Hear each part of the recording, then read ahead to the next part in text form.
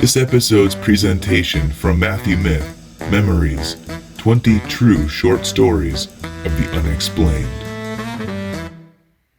Unexplained Story Number 4. Be Aware. Back in 3rd grade, I was about 8 or 9 years old, and one of my favorite parts of the day was when we were privileged enough to all gather as a class and sit down on the carpet for story time. We were all engaged in the moment. The teacher was reading a story that was very imaginative and exciting for us. For 3rd graders, we were a very inquisitive and thoughtful bunch. There were always delightful pauses for us to talk and share our thoughts and feelings throughout the story time. It was almost summertime, and the grade school was very old and had these huge windows that the teacher would leave open for the hopes in getting a breeze circulating, or at the least, release the stagnant heat in the classroom.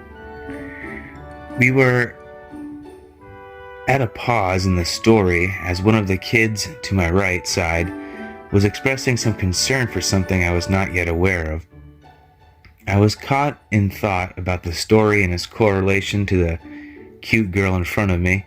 Suddenly, without any warning, the children simultaneously gasped and jumped to their toes and knees to scoot back a few feet. They all seemed stricken with fear, and it was paralyzing to them. Yet they wanted to try and run. I believe a few of them even got up to move quickly, over where the tables were farther away. It was a safe place to hide. In the same instant, I was interpreting their bizarre reactions. I realized that the child, a girl with dark hair, the one who was speaking to the teacher when I was lost in thought, she was addressing to the class that there was a big yellow and black bee inside the classroom. Obviously, it had snuck in through the door, and that we should all be frightened for her sake. According to her, she was allergic and did not want to get stung. Of course, that's only natural. The other children clearly were impressionable and wanted to avoid that terrifying dilemma of impending pain. All this while, I noticed the teacher was doing a very well-meaning job at maintaining composure. Where it would be more exciting to say the teacher got up and ran like a bat out of hell or screamed, what transpired was a valuable life lesson for me. Here is some details to explain my upcoming thought process. I was raised not only by my parents, but was fortunate to have grandparents who were consistently in my life and were born artists. To me, this meant they understood things in two perspectives or aspects, you could say. One was the conventional rules people applied to everyday living. The other was based on questioning things that we took for granted, such as irrational behavior, like these children who were startled by this alarming intrusion of a bumblebee, which, again, is only natural. I sat there thinking how I was late to respond like the others. If I jumped up now, it could mean attracting attention with the bee sensing my movement. It seemed natural to remain still and allow the bee to do its thing. Of course, everyone else of them was yelling at me to move and run and hide, just like them, but they did not see the futile outcome that approach would bring to me.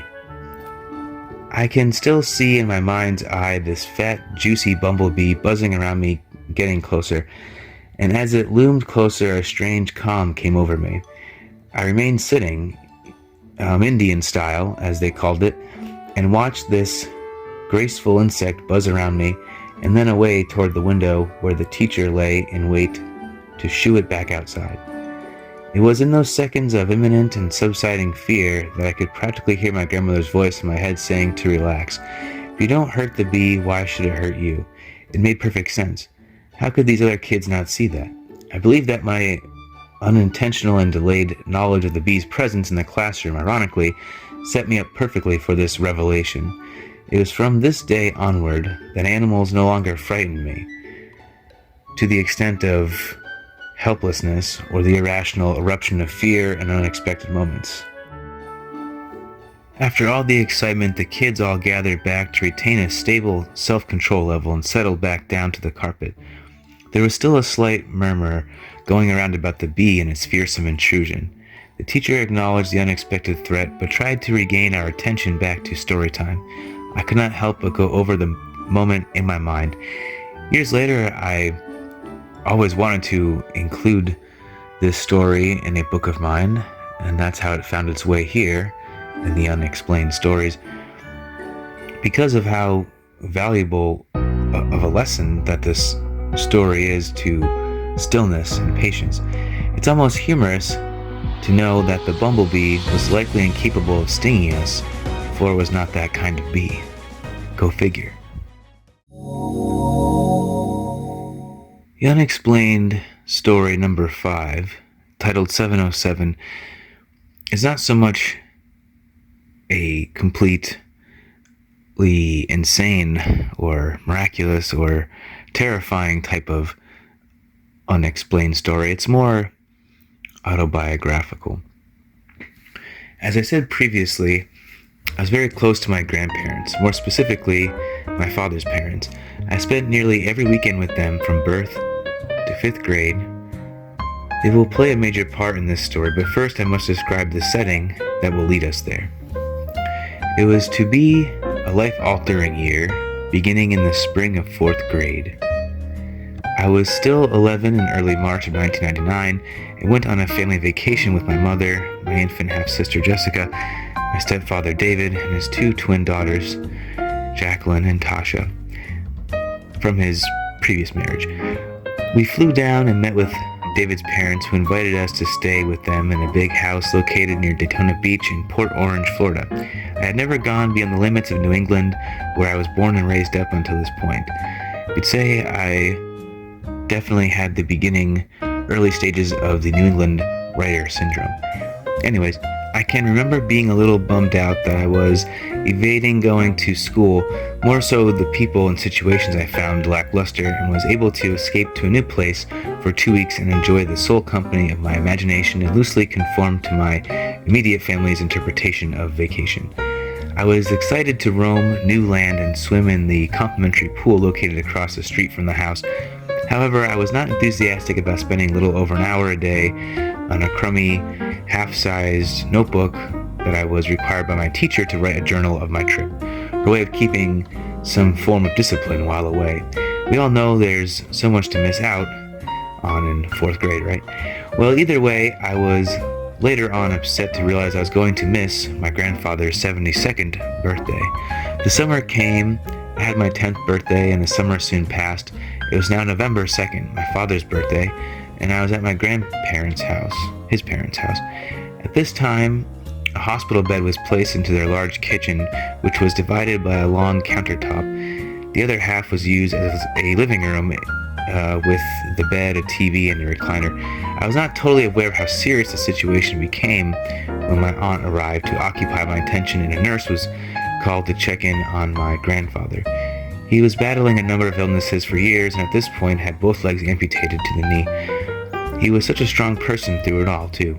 Despite the odd emotions of the adults, I soon reckoned there was something going on that was not causing them concern. I was eventually told that he was very near the end.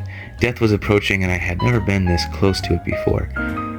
Soon my other aunt and uncle showed up. My father was called, and of course on his birthday, this must have been terrifying news to receive. Everyone was gathered around his bed, and the priest arrived to give the last rites. It was a very foreign and confusing but curious time for me. It was all new to experience, but also comforting to have all of the family there. Much of it seems a blur, but one thing that stuck in my mind was the first time I found that music is a great communicator between not just living people, but the spiritual energy we possessed when transitioning. It is as if when we are merging into the infinite of the universe, all things are in symmetry with one another. Something you can only feel, not totally comprehend in the moment. Years later, my father and I would talk about this night, and he always kept me in suspense when telling me how, on the drive down to the house, he heard Steve Miller's song, Jet Airliner 707. He felt a connection to the song's lyrics, how they fit the moment, and my grandfather's interest in aircraft and the numerology of 707. The number 7 was a strange factor with many people in my family. To this day, I feel my grandfather with me when I hear this song come on the radio for the perfectly timed chaotic moments we encounter from time to time in life. I was upset that I missed my grandfather's final birthday, but I was honored to be there for the graduation of his life into the great mysteries that await us. To add further thought on this story, well, side note, I didn't realize it, but this time in my life would influence me to pursue, as of 2016, becoming a spiritual minister.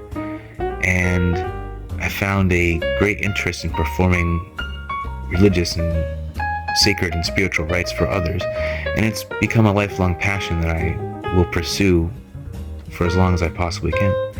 So, to add further thought on this story, I can vividly remember the second day following my grandfather's last rites. It was a time with me caught between a memory and a dream. Nothing seemed to be the same in my life. I did not understand the profundity of being that close to death. Those 2 days felt like an eternity. I was in the midst of my mother being away in rehab. My stepfather's mother was staying to take care of my 2 infant half-sisters and me. On the night after his last rites, my stepdad wanted to take me with him for a ride. He claimed it was to talk, air quotations, about how I felt with my grandfather's imminent end approaching, when in reality he was going to pick up drugs a few towns over. I was traumatized driving with him. He was careening around corners like a madman, yelling at me when I meekly said he should slow down. He had me jump in the back seat, and a young Spanish guy jumped in the passenger seat to sell him the junk. The following morning, his mother asked me to check in on him, and from what I could tell through the crack in the door, the bedroom was torn apart. A big sailor's trunk that sat at the foot of their bed was thrown up against the door, and I could only budge just so much of the door open. She called the police, and I walked to my school bus stop, heading to my 5th grade life, wondering if the police were going to accomplish anything by questioning him. Later that day, I sat in English class. I had a great rapport with my teacher. I had a great rapport. And, with my grandmother's help, I was doing the best in the class for spelling. Obviously, ironically, it hasn't worked, since then. So good, the teacher, Mrs. Wright, asked me to correct the spelling tests of the other kids. I was sitting in her class right after lunch, and sitting across from me was a young girl I had grown up with. Well, from 2nd to 5th grade. I must have been in an irritable mood. The girl might have asked why I was grumpy, I don't know. My teacher kindly explained to the class that I was upset. Somehow she knew of my grandfather's illness, and either my grandmother called them or I had told her. I cannot be sure at this point. After Mrs. Wright walked away to tend to a child, the girl stared me down and said, "What's the big deal? We've all had people we know die." These words made me feel sick, and I looked up to the clock. How much longer until I can get out of this place? The standard school clock's hand read 1 p.m. I returned home to find my stepfather tearing through the duplex apartment. His mother was trying to calm him down. His father was waiting for the lunatic to make a move if he had to knock him out. My stepfather was acting like a jerk, yelling at his parents and even shunning and scaring away my 2-year-old sister, who was at his leg begging for him to pick her up. I stood and watched numbingly as the horror unfolded. Shortly after he left, they gathered all the necessary things, and we got in their Oldsmobile. They were bringing me to my grandmother's, and they were driving back to their home in Sturbridge, Massachusetts. When we pulled in the driveway, I knew immediately something was going on. Never had I seen my father and uncle together outside talking with concern on their faces. I believe they were expecting me. I said goodbye and looked at my sisters drive off in their car seats. I could not see them again for nearly 3 years. We met at the main entrance to the big towering house, my sanctuary and my refuge and imagination station for 10 long years. They explained to me that around 1 p.m. that day my grandfather had passed away. With a jolt, I suddenly recalled the devastating conversation with the little girl in my English class. I forgive her now. It was the most life-altering ending to a year for me, and it was a beginning. My introduction to becoming a spiritual detective, a lifelong journey I was about to begin that would be uncovering mysteries of love, death, faith, fear, truth, trust, and self. All set to Steve Miller's jet airliner, 707.